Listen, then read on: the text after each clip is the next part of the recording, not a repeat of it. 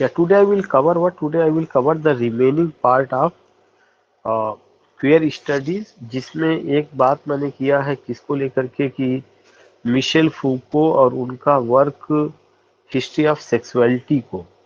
Here you see what, here you see कि Michel फूको ने क्या बताया है, हिस्ट्री ऑफ सेक्सुअलिटी में उन्होंने क्या बताया है, या जूडिथ बटलर क्या बात करते हैं।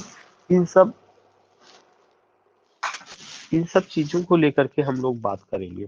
तो आज आज ज्यादातर जो बात होगी वो जूडिथ बटलर को लेकर के होगी, और जूडिथ बटलर के अलावा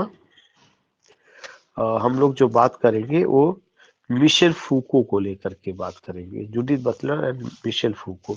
सो you see here what, you see here कि एक किताब है हिस्ट्री ऑफ सेक्सुअलिटी, जिसमें फूको क्या कहते हैं, Foucault argues that repressive structure in society police the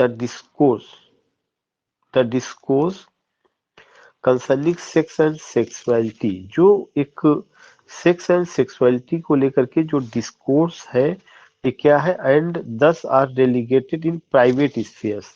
जो भी सेक्स एंड सेक्सुअलिटी को लेकर के जो डिस्कोर्स है वो प्राइवेट स्फीयर में है, पब्लिक स्फीयर में नहीं है। ये एक इम्पॉर्टेंट पॉइंट है। प्राइवेट स्फीयर में है, लोग उससे बात करने से बचते हैं। ये एक का उन्होंने बात किया, खास करके हिस्ट्री ऑफ सेक्सुअलिटी की जब आप बात होती है तो वो सेक्स एंड सेक्सुअलिटी का जब भी बात होगा ये प्राइवेट स्फीयर में रह करके बात होती है, कभी भी पब्लिक प्लेस पर ये इस चीज को लेकर के नहीं बात होती। As a result heterosexuality is normalised while homosexuality और क्वेयरनेस इज स्टिग्मेटाइज्ड। ये एक बहुत इंपॉर्टेंट लाइन है जो आप नोट कर लीजिएगा। जब सेक्स और सेक्सुअलिटी को प्राइवेट स्फीयर में बात की जाती है, पब्लिक स्फीयर में बात नहीं की जाती है, उस पर बहस नहीं होती, उस पर डिस्कोर्स नहीं होता, तो जो हेट्रोसेक्सुअलिटी है उस हेट्रोसेक्सुअलिटी को नॉर्मलाइज कर दिया गया और होमोसेक्सुअलिटी को क्रिमिनलाइज कर दिया गया या स्टिग्मेटाइज कर दिया गया। इसका मतलब ये हो गया कि हेट्रोसेक्सुअलिटी को एक नॉर्मल सेक्सुअल रिलेशनशिप माना गया और होमोसेक्सुअलिटी या क्वेयरनेस को जो है स्टिग्मेटाइज्ड, समथिंग का जो एब्यूजिंग है, जिसे सोसाइटी ने एक्सेप्ट नहीं किया है, इस तरह की चीजें आपको देखने को मिलेगी। ये कौन बात करता है, फूको बात करते हैं। फूको then points out that this imposed secrecy has led to sexuality as a phenomenon that needs to be frequently confessed and examined। लेकिन फूको का कहना है कि ये जितनी भी चीजें आई है हमें इसको कन्फेस करने की जरूरत है और एग्जामिन करने की जरूरत है। इसको एक तरह से इस पर विचार करने की जरूरत है, बहस करने की जरूरत है, बात करने की जरूरत है। Foucault's work is particularly important to queer theory. जो फूको का वर्क है वह किसके पर्सपेक्टिव से इंपॉर्टेंट है, क्वेयर थियरी के। In that he describe sexuality as a phenomenon that must not be thought of as a kind of natural given which part tries to hold in check। उन्होंने एक बहुत अच्छी बात बताई कि जो सेक्सुअलिटी है यह कोई ऐसा फिनोमिनन नहीं है, that must not be thought, इसको इस तरह से नहीं सोचा जाना चाहिए कि यह कोई काइंड ऑफ नेचुरल गिवन है, बल्कि part tries to hold in check. बल्कि इसको क्या करता है, जो सत्ता में रहते वो अपनी तरफ से होल्ड करते, ना कि ईश्वर ने इसके लिए कोई नियम बनाया या ईश्वर ने इसके लिए कोई कानून बनाया कि you have to make the sexual relationship with this या विद दैट। बल्कि जो लोग पार में होते हैं, जो सत्ता में होते हैं, वे किसको सपोर्ट करते हैं, हेट्रोसेक्सुअलिटी को उन्होंने सपोर्ट किया और होमोसेक्सुअलिटी को उन्होंने डिसरिगार्ड किया। तो ये एक बड़ी बात है जो मिशेल फूको कहते हैं, पार को लेकर के कहते हैं, those who are in power, वे सेक्स को कैसे जो है डिफाइन करते हैं। और ये जब भी हुआ है तो कैसे हिस्टोरिकल कंस्ट्रक्ट में, जैसे जैसे जमाना आगे बढ़ा, हिस्ट्री की चीजें आई। हिस्ट्री आने का मतलब ये हुआ कि लोगों का कल्चर, सिविलाइजेशन डेवलपमेंट हुआ, लोग उसके बारे में सोचना शुरू किए, तो एक हर चीज हिस्टोरिकल कंस्ट्रक्ट में चीजें आई है। दूसरे बड़े क्रिटिक है Judith Butler. Judith Butler extend the idea of sexuality as a social construct. ये दो शब्द ध्यान में रखिएगा, जो क्वेश्चन पूछा जा सकता है कि सेक्सुअलिटी को हिस्टोरिकल कंस्ट्रक्ट किसने कहा। हिस्टोरिकल कंस्ट्रक्ट, सी से कंस्ट्रक्ट। जो हिस्टोरिकल कंस्ट्रक्ट है सेक्सुअलिटी, ये किसका है? मिशेल फूको का है। और सेक्सुअलिटी को सोशल कंस्ट्रक्ट या जेंडर आइडेंटिटी के पर्सपेक्टिव में कौन देखता है? जूडिथ बटलर देखते हैं। तो जूडिथ बटलर जो है सेक्सुअलिटी को social construct to gender identity, और उनकी एक किताब है gender trouble, feminism and the subversion of identity. ये कई बार पूछा जा चुका है, ये किताब किसने लिखा, और हिस्ट्री ऑफ सेक्सुअलिटी भी कई बार पूछा जा चुका है। ये जो किताब है, इस किताब में क्या है, उन्होंने बताया कि जो जेंडर है वह परफॉर्मेटिव है। वो इस पर डिपेंड करता है किसको क्या रोल दिया गया परफॉर्मेंस के लिए, which role has to play woman, which role has to play men. तो उन्होंने जेंडर को जो है परफॉर्मेटिविटी के पर्सपेक्टिव से देखा है, और जबकि और लोगों ने जेंडर को किसके पर्सपेक्टिव से देखा है? मिशेल फूको ने हिस्टोरिकल कंस्ट्रक्ट के पर्सपेक्टिव से देखा है, और बताया है कि जो पार में रहते हैं वही सेक्स और सेक्सुअलिटी को कंट्रोल करते हैं, और एक दायरा खींचते हैं कि इनके बीच सेक्सुअल रिलेशन होना चाहिए। एक नाम था वेयर शी थियराइजेस, जो जेंडर ट्रबल जो किताब है जूडिथ बटलर का। तो जूडिथ बटलर क्या है? ही नहीं बल्कि शी है। ये भी एक बड़ा कंफ्यूजन कभी कभार होता है। वेयर शी थियराइजेस, जहाँ पे वो थियराइज करती है that gender is not a biological creativity. वो बताती है जेंडर जो है बायोलॉजिकल क्रिएटिविटी नहीं है, but rather something that is performed through repeated action. बल्कि जो जेंडर है वह परफॉर्मिंग पर डिपेंड करता है। परफॉर्मिंग क्या है कि किसको कौन सा रोल दिया गया है और किसको कौन सा रोल प्ले करना है। जैसे एक लड़की या औरत से ये उम्मीद की जाती है कि बच्चे की परवरिश, बच्चे की सेवा, बच्चे को फीडिंग कराना, किचन संभालना, ये औरत का काम है। पुरुष का काम क्या है कि वो बाहर निकलेगा, मार्केट में रहेगा, कमाएगा, ला करके परिवार का भरण पोषण करेगा। तो इस तरह के कुछ रोल्स दिए गए हैं अलग अलग, जो वहां पे ये चीजें रही है। Because this definition of queerness does not have a fixed reference point, Judith Butler has described the subject of queer theory as a site of collective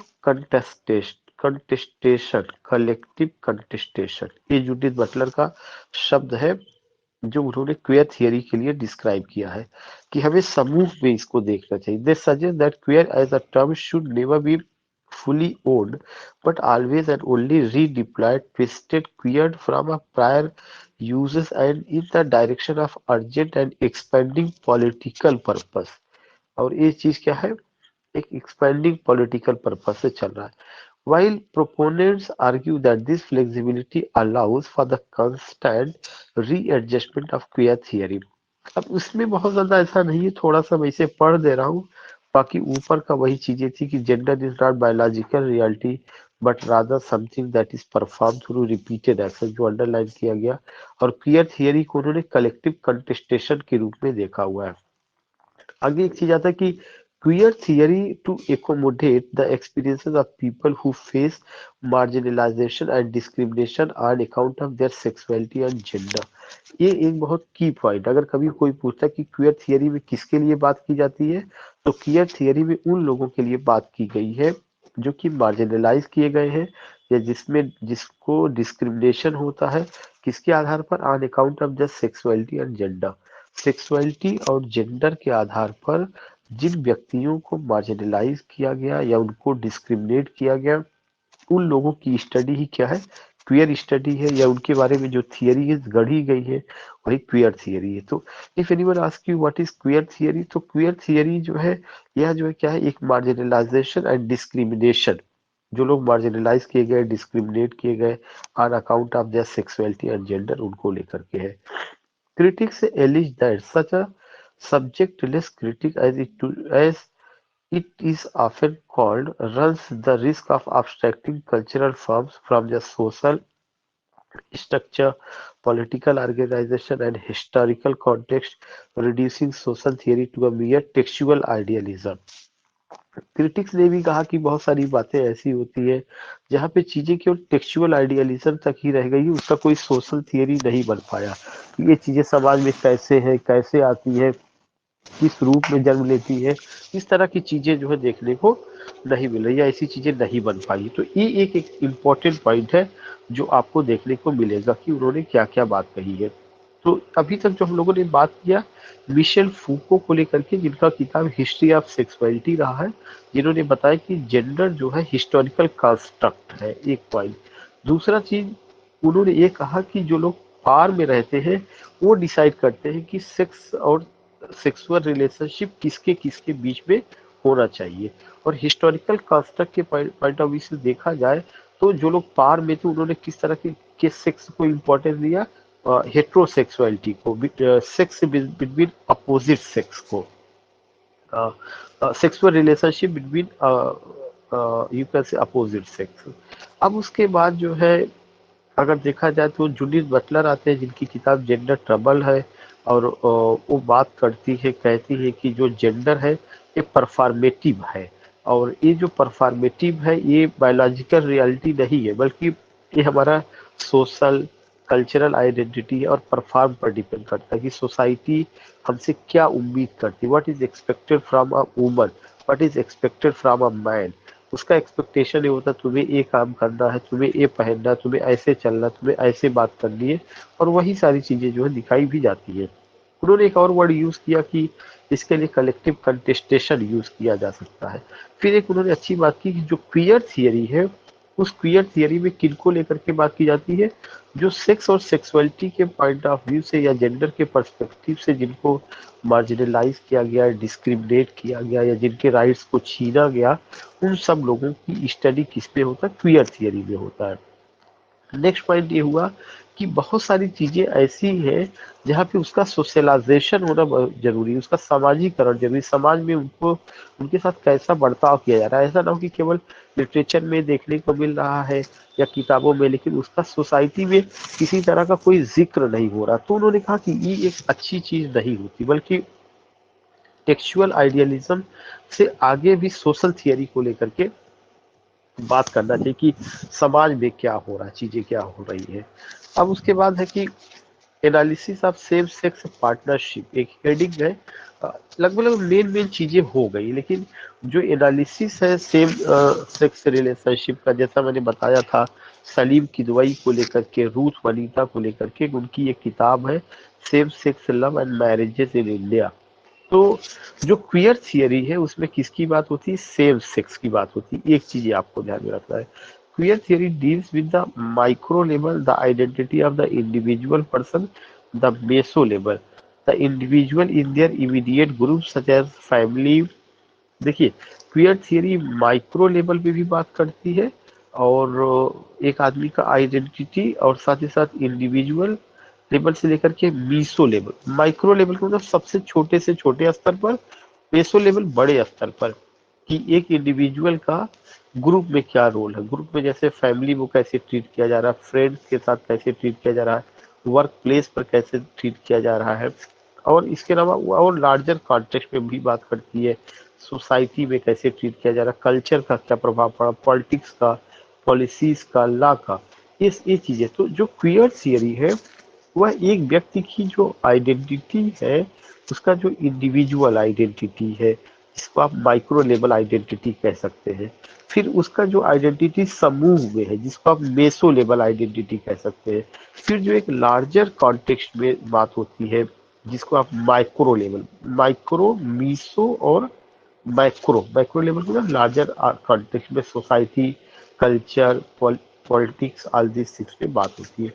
तो मैं तीनों शब्द को मैं लिखना चाहूंगा, मैं बताना चाहूंगा कि क्वियर थियरी में किसी भी आइडेंटिटी को किस लेवल पे बात होती है। पहला तो माइक्रो लेवल, MICRO, जिसमें एक individual identity, being a person, या आप क्या उसको ले रहे हैं। मीसो लेवल थोड़ा सा एक समूह में बात हुई, फैमिली ग्रुप में बात हुई, फैमिली में, फ्रेंड्स में, वर्क को लेकर के। और ये माइक्रो से थोड़ा सा बड़ा मीसो लेवल। तीसरा कौन सा है, micro level, larger, larger context में, सोसाइटी हुआ, कल्चर हुआ, पॉलिटिक्स हुई, पॉलिसीज हुआ, लॉ, ये सब जो बड़े बड़े इंस्टीट्यूशंस का हम हिस्सा बनते हैं, उसमें क्या होता है, एक आदमी का क्या होता है, तो उसको लेकर के उन्होंने बताया कि इन सब चीजों को कैसे देखा जाता है। Communities surrounding the queer people but also the communities of they form. जो देखिए दो दो चीजें हैं कि एक तो जो क्वियर पीपल है, QUEER, जो क्वियर पीपल है उनका अपना समूह, ग्रुप, प्लस जिस सोसाइटी में वो रह रहे हैं वो चीजें। तो क्वियर पीपल का अपना ग्रुप क्या कहता है, वे अपने आप को कैसे प्रेजेंट करते हैं, प्लस जिस सोसाइटी में वे रह रहे हैं, जो सराउंडिंग्स है उसमें वे कैसे देखे जा रहे हैं। तो ये दोनों रिलेशनशिप को लेकर के हमें बात करना है। तो उन्होंने कहा कि जो क्वियर पीपल है उनका जो कम्युनिटीज है, plus surrounding the queer people but also the communities they form, वे खुद जो कम्युनिटीज फार्म करते हैं। Same sex living communities have a significant priority in the formation of queer theory. Queer theory के फॉर्मेशन में सबसे ज्यादा किस कम्युनिटी का योगदान रहा है? Same sex living community. ये चीज ध्यान में रखिएगा। Same sex relationship, same sex marriages, same sex living communities का ही सबसे इम्पोर्टेंट, क्योंकि उसमें इसी कम्युनिटी को लेकर के बात होती है, ना कि हेट्रोसेक्सुअलिटी, ना कि अपोजिट सेक्स को लोगों को लेकर बात होती है। The standard work of Andreas Frank, committed sensations, एक क्रिटिक है, इनको भी आपको नोट करना पड़ेगा। एंड्रियास फ्रैंक, एंड्रियास फ्रैंक, इनके वर्क का क्या नाम है? Committed sensation, COMMITTED, committed sensation, sensations. इनका जो वर्क है, इस वर्क में इन्होंने बात किया है, highlights comprehensively the life situation of coming out homosexuality and same sex communities to the millennium. उन्होंने पूरे एक शताब्दी में ये दिखाने की कोशिश की है कि जो होमोसेक्सुअल पीपल है, जो सेम सेक्स कम्युनिटीज है, उनका लाइफ कैसा है, क्या उनका अपना तरीका है जीवन जीने का, उन सब चीजों को। तो एक बड़ा वर्क है, किसका वर्क है? एंड्रियास फ्रैंक का। और वर्क का क्या नाम है? Committed sensations. The name of the work is committed sensations. ये चीज आपको ध्यान में रखना है कि ये वर्क है, जो मैंने यहाँ पे लिख भी दिया था। इसके अलावा ये चीज देखना कि क्वियर थियरी में किन किन चीजों का कम्युनिकेशन स्टडीज क्या है।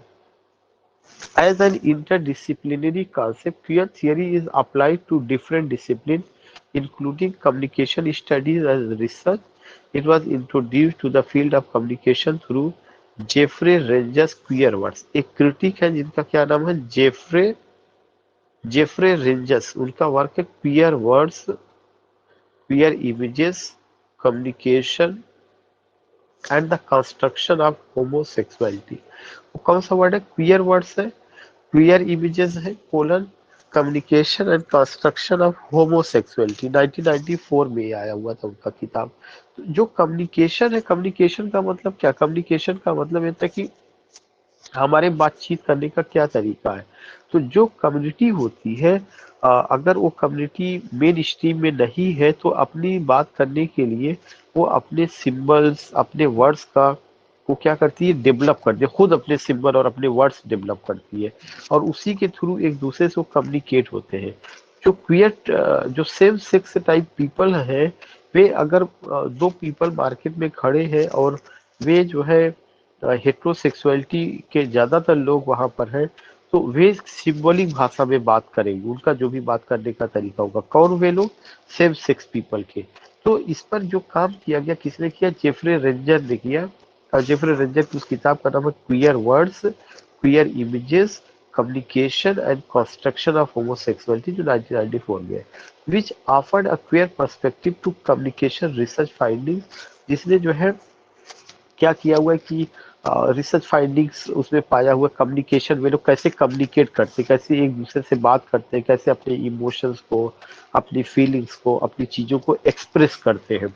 फॉर एग्जाम्पल के लिए अगर आप ट्रांसजेंडर के बारे में बात करेंगे तो ट्रांसजेंडर का भी अपना, उनका एक अलग अपना शब्दकोश है, उनकी एक अपनी अलग दुनिया है जो उन्होंने गढ़ी हुई आपस में बात करने के लिए, उसे हम और आप नहीं समझ सकते हैं। और अलग अलग लेवल पे अलग अलग जगहों पे उस हिसाब से उन्होंने इसको किया हुआ है। उनका अपना जो और भी है, जैसे जेस्चर है, पोस्चर है, ताली बजाने का जो तरीका है, और जो उनका डांस है, जो मांगने का तरीका है, वो तमाम उनकी बहुत सारी चीजें ऐसी हैं जो कम्युनिकेशन के तरीके और वे सिंबॉलिक फॉर्म में है, तो ये भी चीजें जरूरी है।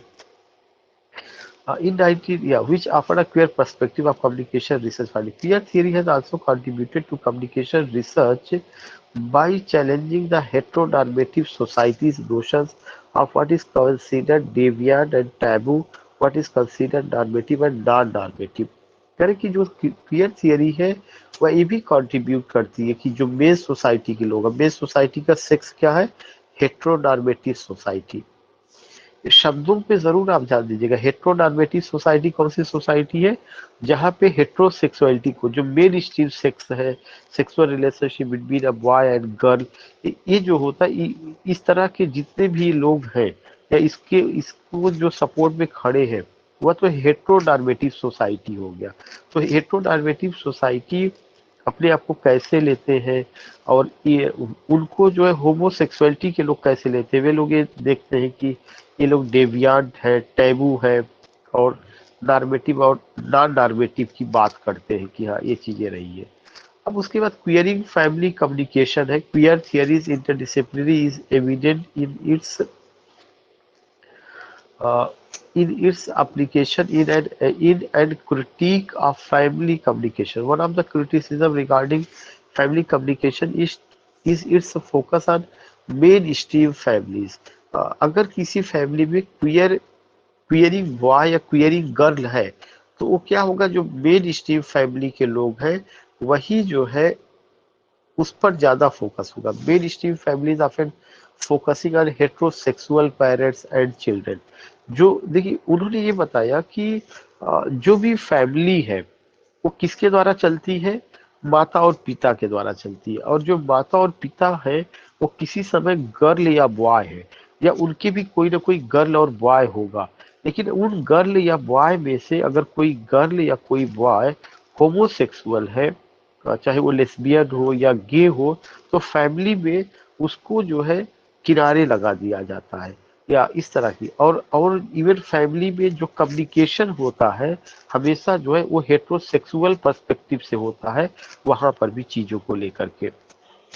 तो एक बात ये भी बताई गई, although more studies family communication have started to include non-traditional families, critical rhetorical scholar Robert Cherveti argues that researchers continue to look at non-traditional families, including families with openly queer members, from a heteronormative lens. This is when studying LGBTQ families, many scholars continue to compare these families to their cis heterosexual counterparts. Norms as as Chivrit writes, queering family communication requires challenging ideas frequently taken for granted and thinking about sexual identities as more than check marks.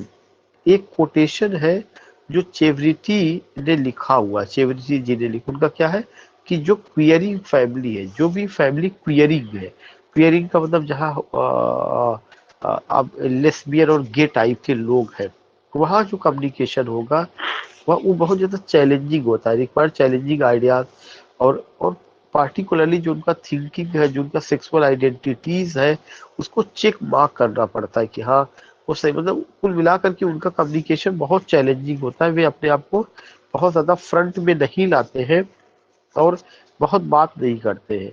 एक एक एक episode रहा है आमिर खान का जो आता था सत्यमेव जयते करके, उसमें क्वियर थियरी को लेकर के या उससे एक लड़के की कहानी, एक लड़का फ्रंट में आकर के बात किया और उसने कहा आई एम गे, तो उसने अपनी पूरी बात बताई। That is very important. अगर कभी मौका मिलेगा तो इस थियरी को समझने का उस एपिसोड को आप देख सकते हैं। Chevrette describes four ways that scholars can queer family. Chevrette ने बताया कि चार तरीके हैं कम्युनिकेशन के जो क्वियर फैमिली में देखे जाते हैं। कौन कौन सा? Revealing the biases and heteronormative assumption in family communication. एक तो ये होता है कि जो क्वियर पीपल है या जो क्वियर बच्चे हैं, चाहे वो मेल हो चाहे वो फीमेल हो, उनके साथ जो और लोग रह रहे हेटेरोनॉर्मेटिव जो लोग हैं, क्या वो लोग बायस्ड है? Biases undoubtedly. अगर कोई लेस्बियन है, कोई गे है, और अगर वो लेस्बियन और गे जो है रहता है किसी फैमिली में, और उस फैमिली के और लोग हेटेरोनॉर्मेटिव है, हेटेरोसेक्सुअल है, तो जो गे और लेस्बियन होगा उनके उनको बायस्ड जाएगा। Challenging the treatment of sexuality and queerness as a personal and sensitive topic reserved for the private sphere rather than the public. और सबसे इम्पोर्टेंट पॉइंट ये होता है कि जो ट्रीटमेंट ऑफ सेक्सुअलिटी है, कि कैसे सेक्सुअलिटी को ट्रीट किया जा रहा है, कैसे क्वियरनेस को ट्रीट किया जा रहा है, और इसको बड़ा सेंसिटिव टॉपिक लिया जाता है, और ये केवल प्राइवेट स्फीयर में बात किया जाता है, ना कि पब्लिक स्फीयर में। आप पब्लिक स्फीयर में नहीं बात कर सकते।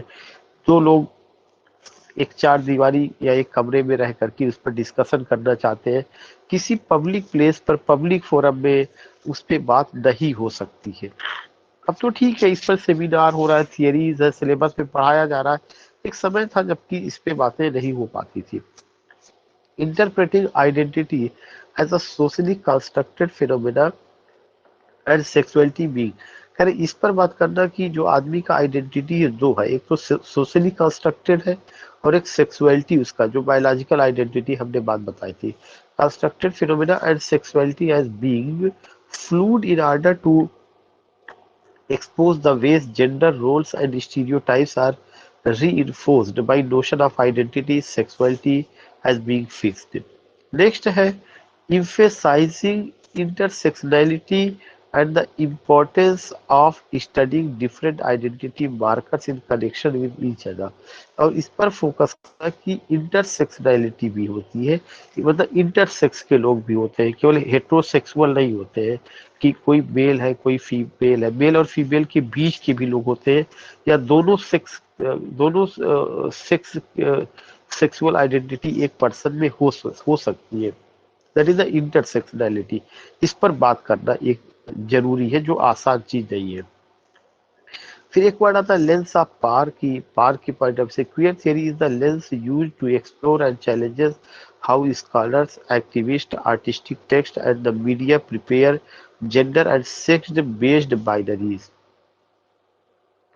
जेंडर को और सेक्स बेस्ड बाइनरीज को मीडिया के लोगों ने और स्कॉलर्स ने, एक्टिविस्ट ने कैसे देखा और कैसे प्रेजेंट किया। As its goal is to undo hierarchies, fight against social inequalities. और क्वियर थियरी का एक गोल है कि जो सोशल इनइक्वालिटी है उसको कम करना। सोशल इनइक्वालिटी कहाँ पर है? सोशल इनइक्वालिटी जेंडर के पर्सपेक्टिव से, जेंडर डिस्क्रिमिनेशन के पर्सपेक्टिव से, बिटवीन होमोसेक्सुअल, लेस्बियन, गे, बाइसेक्सुअल, हेटेरोनॉर्मेटी, हेटेरोसेक्सुअलिटी, इन सब में है। तो क्वियर थियरी ये कहता है कि जेंडर को कैसे जो है मीडिया के लोगों ने प्रेजेंट किया, कैसे जो है उसका सेक्स का केवल बाइनरी बनाया गया, मेल और फीमेल बनाया गया, या गर्ल और बॉय बनाया गया, हस्बैंड और वाइफ बनाया गया। उसके बियॉन्ड जो सेक्स है उसको जो है, जो आप कह सकते हैं कि गे और लेस्बियन है, उनके लिए कोई बात नहीं की गई।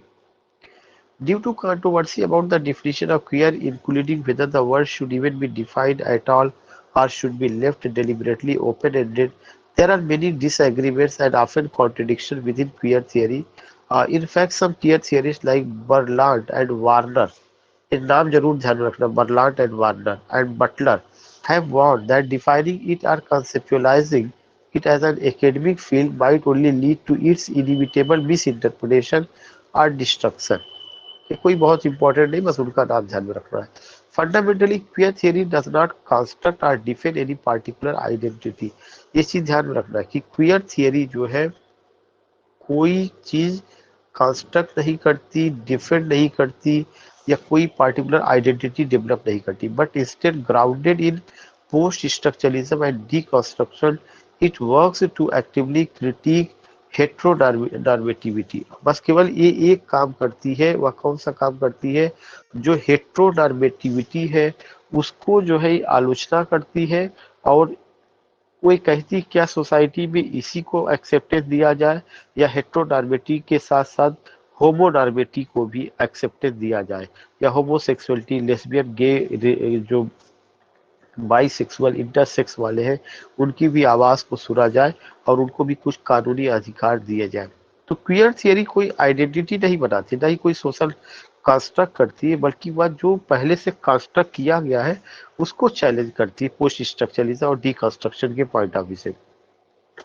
Exposing and breaking down traditional assumption, और जो ट्रेडिशनल एजम्पशन है सेक्स वगैरह को, सेक्सुअल रिलेशनशिप को लेकर के, उसके अगेंस्ट में बात करती है। या that sexual and gender identities are presumed to be heterosexual और सिस जेंडर। जो भी सेक्स है वो कैसे देखे गए हैं, या तो हेट्रोसेक्सुअल और सिस जेंडर। हेट्रोसेक्सुअल और सिस जेंडर कौन सा है? Gender that falls between two opposite sexes, वो सिस जेंडर और हेट्रोसेक्सुअल।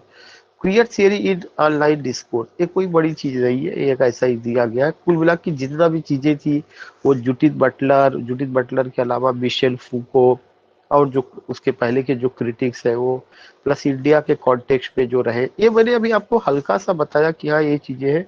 मैं और डिटेल में भी आपको बताऊंगा इंडियन कॉन्टेक्स्ट में भी। One of the ways queer theory has made it's way into online discourse is through the popularity of Adreni Rich's 1980 essay Compulsory Heterosexuality and Lesbian Existence। इस सब नाम नाम क्या है? एड्रीने रिच, उनका एसे कब आया है? 1980 में। एसे का क्या नाम है? Compulsory heterosexuality and lesbian existence. Rich theory regarding compulsory heterosexuality, the socio-cultural expectation that women must be attracted to men and desire a romantic heterosexual relationship। जो हेट्रोसेक्सुअलिटी रहा है या उसका जो सोशियो कल्चरल एक्सपेक्टेशन था कि वुमन का जो अट्रैक्शन होना चाहिए वो मेन के प्रति, मेन का अट्रैक्शन जो होना चाहिए वो वुमन के प्रति, और उसको रोमांटिक हेट्रोसेक्सुअल रिलेशनशिप कहा गया। Inspired the creation of the Lesbian Master Dog, a 30-page Google document originally written in 2018 by Angeli Luz, a Tumblr user who was in the midst of questioning her own sexuality as a teenager। इस तरह से online भी बहुत सारे लोग आए हुए हैं। Caitlin McKenna and John Bargas studies of online groups consisting of marginalized groups found an interesting phenomenon called identity demarginalization। Identity demarginalization, किसका आइडेंटिटी डीमार्जिनलाइज किया गया है? जो जो आपके जो है गे है, लेस्बियन है और जो होमोसेक्सुअलिटी के कम्युनिटी के लोग हैं, हमेशा उनका आइडेंटिटी डीमार्जिनलाइज किया गया। How participants in group consisting of people with a shared marginalized identity can lead to a higher level of self acceptance। उन्होंने बताया कि अगर आपको अपनी आइडेंटिटी बचाए रखना है तो उस तरह के जितने लोग हैं सब इकट्ठे हो और एक आवाज में बात करें, तब तो ये चीजें सुनी जाएंगी। Online group and interaction also contribute to normalizing queerness and challenging heteronormativity by serving as a network counter public। Sarah Jackson, uh, Moya Bailey and Brooke Foucault Villas discourse analysis of the hashtag Girls Like Us shows how trans women have used the hashtag to build community in ways that normalize being trans and offering counter narratives to the often stereotypical and caricature portrait of trans people's lives in popular mainstream media। कुल मिला के इस पे बताया गया कि जो queer theory के लोग हैं, जो ट्रांसजेंडर स्टडीज के लोग हैं, या जो उससे जो उसके कैरेक्टर्स हैं, इन लोगों ने हैशटैग चलाया और तमाम चीजें इन लोगों ने रखा, और हमें अपनी आइडेंटिटी को लोगों तक आसानी से और कम समय में पहुंचाना है। जैसे बॉलीवुड में चला था मी टू कैंपेन कि बहुत ज्यादा जो है हॉलीवुड या बॉलीवुड जो भी रहा अपने यहाँ का जो मूवी का, उसमें मी टू कैंपेन चला था कि इनका शोषण हुआ, इनका शोषण हुआ। तो वो सारा चीज कहाँ पे चला था? ऑनलाइन चला था। और रिसेंटली यही 2018 में ही 19 में ही बहुत तेजी के साथ वो चीजें आई थी, सब खुल करके आ रहे थे, फला डायरेक्टर ने, फला जो है कोरियोग्राफर ने ऐसा मेरे साथ किया, ऐसा किया, so many things you came to know. तो ये चीजें रही है, जो थोड़ा सा मुझे देख वो करना पड़ा। मैं क्लास थोड़ा जल्दी ले लिया क्योंकि I am not quite well, मुझे थोड़ा सा वो चीजें है, बोलने में दिक्कत हो रही है क्योंकि लेफ्ट राइट ईयर साइड में कुछ अभी थोड़ा सा प्रॉब्लम है, स्वेलिंग जैसा है, तो इसीलिए मैंने जल्दी से लिया ताकि ये भी बातें भी हो जाए और क्लास भी, because I have to consult a doctor. तो आई हैव डन। अगर किसी का कोई क्वेरी होगा, कोई क्वेश्चन होगा तो ग्रुप में डाल दीजिएगा, या कोई प्रॉब्लम होगी तो हम लोग उसको डिस्कस कर लेंगे। ठीक, okay. Thank you to all of you for joining this session.